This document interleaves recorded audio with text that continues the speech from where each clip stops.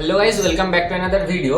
আজকে যে ভিডিওটা হবে সেটা হচ্ছে আপনারা সকালে শর্টসে ম্যাজিকটা দেখে নিয়েছেন, এখন টিউটোরিয়ালটা দেখাবো। আমি টিউটোরিয়ালের সাথে আরেকবার ম্যাজিকটাও দেখিয়ে দেবো, দেন তারপর টিউটোরিয়ালটা দেখাবো। এবারে লং ভিডিওটা আসতে একদিন লেট হয়ে গেল, আমি কালকে দেওয়া ম্যাজিকটা করা যায়, নো প্রবলেম। কিন্তু আমি দেখিয়ে দিচ্ছি সবথেকে ইজিয়েস্ট মেথড, যেটা করার জন্য তিনটে ব্ল্যাক কার্ড অ্যান্ড তিনটে রেড কার্ড লাগবে। রাখলেন, কোনো ব্যাপারটা কোন দিকে আছে কি কোনো সেট আপ না। এই যখন আপনি এইভাবে শো করছেন, এটা ক্যামেরায় তো আমার এখানে টেবিলে রেখে করছি আর ফোনটা উপরে ট্রাইপডে সেট করা, তাই জন্য মানে অতটা এরকম হাতটা অ্যাঙ্গেল করতে হচ্ছে না। তো নর্মাল দর্শককে যখন দেখাবে এইভাবে দেখাবেন, এইভাবে দেখিয়ে জাস্ট এই নামাবেন। তো দর্শককে যখন এইভাবে শো করবেন আপনি, হ্যাঁ, দেন তখন কি করবেন, এইখানে যে তিনটে কার্ড স্প্রেড করছেন 1 2 3, এই তিনটে কার্ড এরম ভাবে ধরবেন, এই তিনটে কার্ড এইভাবে ধরবেন, এরম থাকবে। এই বুড়ো আঙুল দিয়ে 4 নম্বর কার্ডটাকে ধরবো, এই মিডল ফিঙ্গার দিয়ে এই 4 নম্বর কার্ডটাকে ধরবো, মানে ডান হাতের ডান দিক থেকে 4 নম্বর কার্ড, বাঁ হাতের বাঁ দিক থেকে 4 নম্বর কার্ড ধরবো, অর্থাৎ 1 2 3 4, আর এদিকে 1 2 3 4, এই যে ট্রেনটাকে ধরে আছে।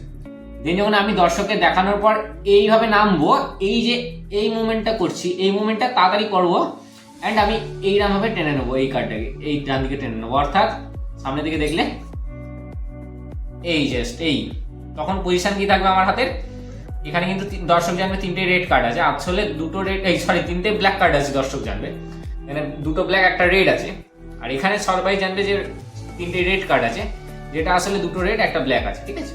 এবার আমি যখন দর্শককে বলবো এটা রেড এটা ব্ল্যাক, আগে আমি উল্টে এটা দেখাবো যে এটা যেটা থাকবে সেটা দিয়ে শুরু হবে। ফার্স্ট কার্ডটা আমি শো করবো যে ব্ল্যাক কার্ড, সেকেন্ড কার্ডটা রেড, সরি এখানে ব্ল্যাক কার্ড বলে এটাকে শো করলাম, সেকেন্ড কার্ডটা শো করা যাবে না, সেকেন্ড কার্ডটা রেড বলে রেখে দেবো এখানে।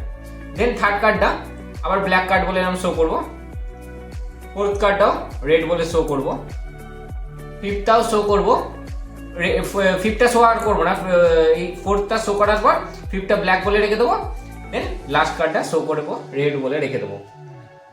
দেন রাখার পর যেটা হবে সেটা পজিশনটা আবার চেঞ্জ, মানে নর্মাল হয়ে গেছে। অর্থাৎ আমি আরেকবার দেখাচ্ছি ম্যাজিকটা, জাস্ট এই তিনটা আছে, 4 নম্বরে ধরলাম, এইটা এই আঙুলটাও 4 নম্বরে ধরলাম, জাস্ট এই টেনে নিলাম এদিকে।